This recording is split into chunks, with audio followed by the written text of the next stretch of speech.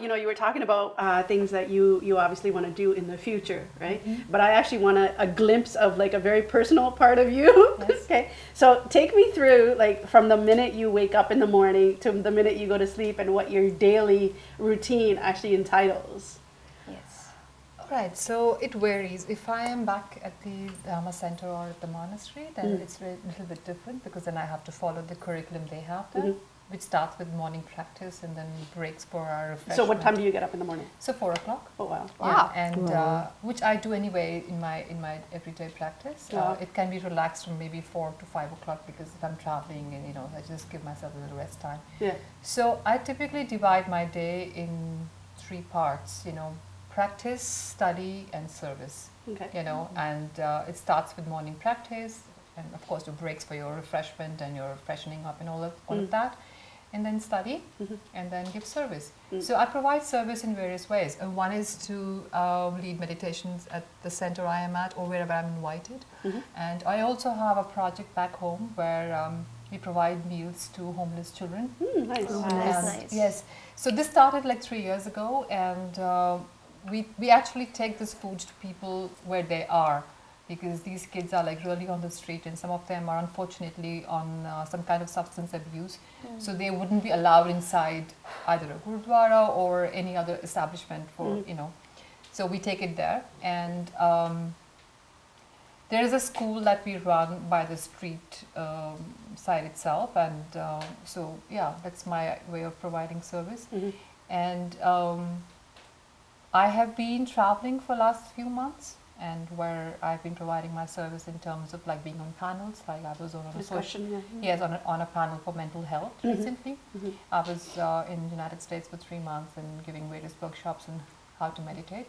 And the youngest audience I had were second graders. Wow! Yes, I was really delighted that how young children, you know. Yeah. And that's where it should start from, right? Yeah. Absolutely. Yeah. So when you do travel, sorry, this is like totally off topic again, but when you do travel, like I'm sure because you know you don't come across like nuns and monks that much, and nowadays in like daily part of life, how does that affect you, or how do people respond to you when they see you? Is it more like somebody like praying to you or coming to you and you know treating you like a higher power, or are you still treated like the average person like me? Well, it depends which part of the world I'm traveling. Okay. If I'm traveling to a Southeast Asian country, then definitely they respect you, and they give you sort of, you know, the higher. Not really high, not like putting on a pedestal, but they're more respectful and more mindful of your time and your space, you know. Okay. As opposed to traveling here or in the United States, you know, so there it's like I'm an ordinary person like anybody else. I get treated like any... Learn, people! Respect! Like any other normal person. Sometimes it gets a little bit challenging passing the security, where they try and ask you various questions about your robes, and they want to like, you know, remove this part and remove that aspect, and you're like, actually, I can't do that. This is how the whole ensemble is. Yeah. You know. Yeah. I was quite intrigued. I was asking you about it earlier. Yeah. So you know, these are some challenges that you face, but yeah. But at this time of your life where you are now, have you ever thought about the life before become a nun? And yes, then I always think about it. I think how fortunate I am to be in this life. So okay, good. Great. So you have no regrets, what you? Oh, absolutely none. Okay. So I'm just going to ask you this, if you can give us a tip. What to do when we are in some kind of a dilemma? Like there are 2 things and both are important, and I want both of them, but I have to choose one. Oh, you want both of them and you want to choose one. That's a dilemma in itself. Okay, but... Eeny, meeny, miny, mo. That's one way. How do I do that? That's one way. Another one is flipping a coin. But since you've asked me, so what I do is, this is something I had asked my teacher very early on in my practice, and when you're in a dilemma, she said, check your motivation. Good one. Got it. You know, check your motivation, check your intention for doing something, and that will take you away from confusion. Yes. And then make sure that whatever action you're doing, especially if you're in a dilemma, that it is done out of a good motivation. Because a good motivation results in a good, you know, consequence, and that will eventually bring you happy, make you happy. And if it's not seemingly, oh no, by doing this, how can I be happy? But you will realize if your motivation is altruistic, you will be happier. Wow, thank you so much. I Wow. like that answer. You really solved my dilemma. That dilemma is going to come in into cleaning up my closet a little bit. Yeah. Okay, so I have a little something for you. You said you were about, give or take, the age of 20 when you first went into considering, questioning a lot about yourself and within, right? That's a pretty young age, to be very honest. So sitting at my age right now, I'm looking back and I'm like, wow, I wish I did that to myself at 20, but I did it. Now I will. But at that point in time, did you look up to someone? Did you have somebody to go to and say, this is how, maybe this is where, or something that made you question, or something that made you trigger something in life? And to be honest, at an age like 20, that's a millennial age, you're sitting there, you're contemplating so much about life. That's where everyone's contemplating, that's where they're lost, that's where their lost parts are. It's either they're finding themselves or completely losing them. So, I mean, where did you stand at that point, and, what made you want to question, and what triggered it for you? Or more likely, what did you look up to at this point? Well, I was always very deeply inspired by Mother Teresa, to be very honest. And my quest of questioning did not just start at 20, it started really young. I was 10. And I was 10 and I remember visiting a monastery in Sikkim with my parents. My father was in the Indian Army. So there was a tour of the monastery. And then I just told my mom that I want to live here. Oh, wow. And my mom was like, come on, get in the car. Hurry up. But, so they were like, only boys can be monks. And I was like, again? That's everything I want to do? I have to be a boy for that, Yeah. But anyway, you kind of learn to deal with that. Yeah. So, but 20 was serious questioning, like, like how you have this question, what's the purpose of my life? And what really is happiness? What's true happiness? And what am I doing here? All of that. And then, of course, even the dilemma that, then how will I make my living? Yeah, what am I going to do? Exactly. And then your peers telling you, like, come on, this profession has a very short shelf value anyways. You're young, make the most of it while you can. But the mind is saying, but this is not it. There's something more. There's something more I'm striving to find and figure out. So many triggers were there, In my own time, when I was in Mumbai, I saw some of my close associates and colleagues committing suicide. Wow. And that would really make me question, what would make somebody who's labeled as the most beautiful woman in India, is like doing really well on her career, and then you meet her in a party, and then you read in a headline 2 days later that they hung themselves. So that was one thing, like, it is not just me feeling there is some more need to have more deeper grounding. It's happening around me. That was one of the triggers, I would say. And of course, your own personal triggers, Okay, this is my benchmark. I want to be here. Now I'm here. Are you happy? Yeah, materially I am, but, Are you really Something happy? inside. From There's inside. something Are you inside. really happy? Are you finding the true happiness? Yeah. You know? You always So my feel- definition changed of true happiness. Yeah. So this is a question not about you in particular, but this is just actually a question. I always think that if I have questions, then there's people out there that actually have the same question. So I'm going to try and actually speak on their behalf as well. And that is that. So for somebody who is able to find themselves like you did, and many other people who are lucky enough to be able to soul search like that and come to some sort of conclusion, how are they able to actually financially support themselves? So how is it that they're able to have a roof over their head or food, or like how does that all come together? As a monastic, well, the very basic idea is renunciation.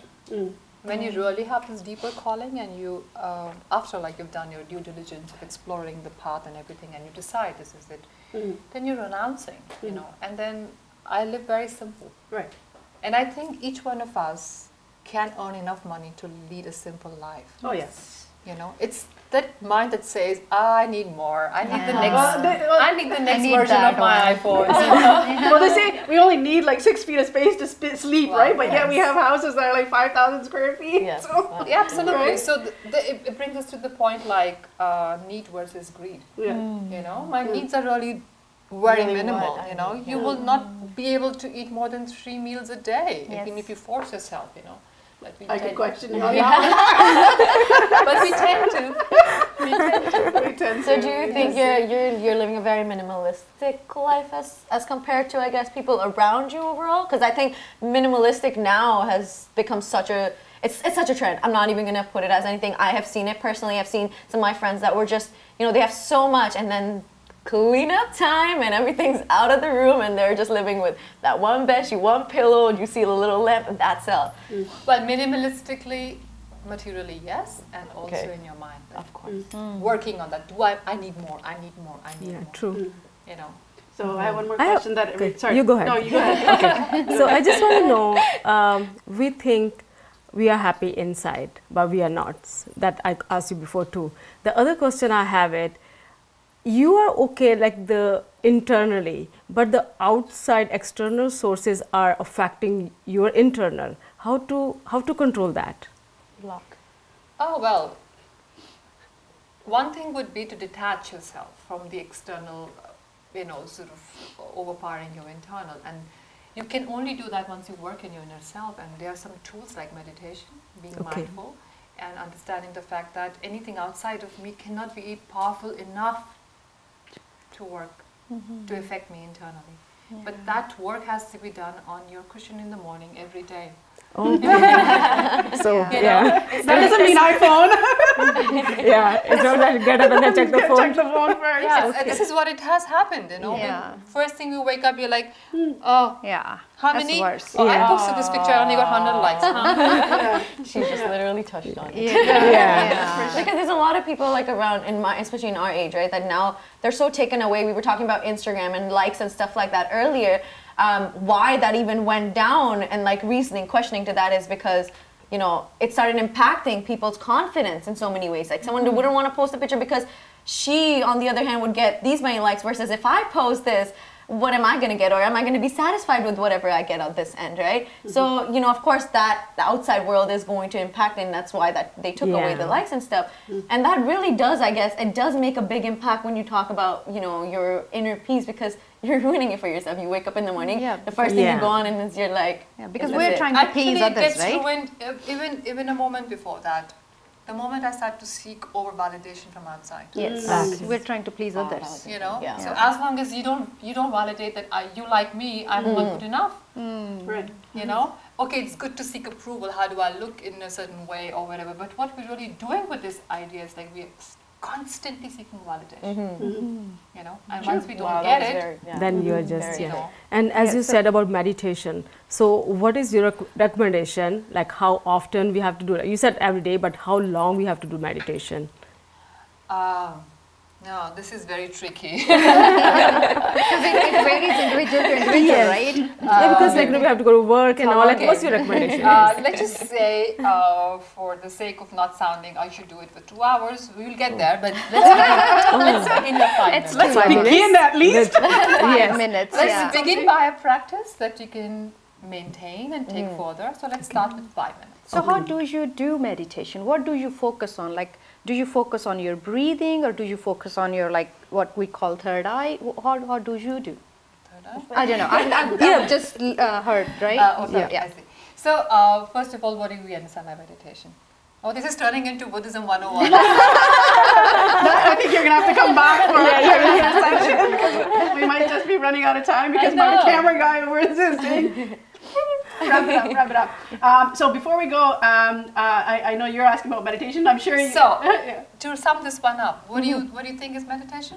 I feel like meditation is when I'm focused on inside and I'm feeling calmness. I'm just collecting calmness inside me. All right, so there's one aspect of it. So meditation basically simply means to reflect on your inner self, to familiarize yourself with your own virtue. Okay. So connecting with your own self. Self. And the best way to connect with your own self is to start focusing on your breath. Because your breath is flowing within you, and it's subtle and it's potent because it reminds you that you're alive. You know? So, and that's the step one, focusing on your breath also will help you have mindfulness of the moment. And once you get some stability in that, then you can do like an insight meditation. You begin with that. You begin. Yeah.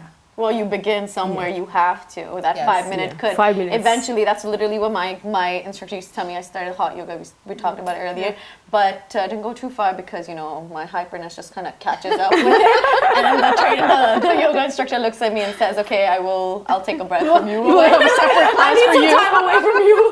We'll have a separate class for you. But as obviously we have to wrap up a little bit right now. But we always want to have you back on our show again. There we go. But before we go, and I'm sure there's a lot of other people who have this question as well. And as women and men, I'm sure out there as well, who love their hair, right? Yes. So take me back to quickly take me back to the day that you actually let your hair go and what that was like for you. Freedom. Really? That's great. It was a pleasure having you, Venerable Yes. Samten, and I will practice that as much as I can for the next time that you are here. Thank you for your time. We loved having you here. Again, do come back to us. I know that you're going to be here Please. more often, so we will connect with you again.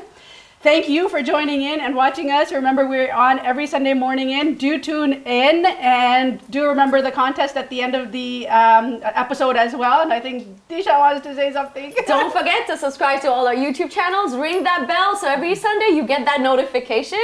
And follow us on Instagram. All our handles are right there. Don't forget, don't forget, don't forget. Yeah. And be nice to us. Cheers. Cheers. Cheers. Thank you so very much. Thank you. Thank you. so much. Thank you. Bye, everybody.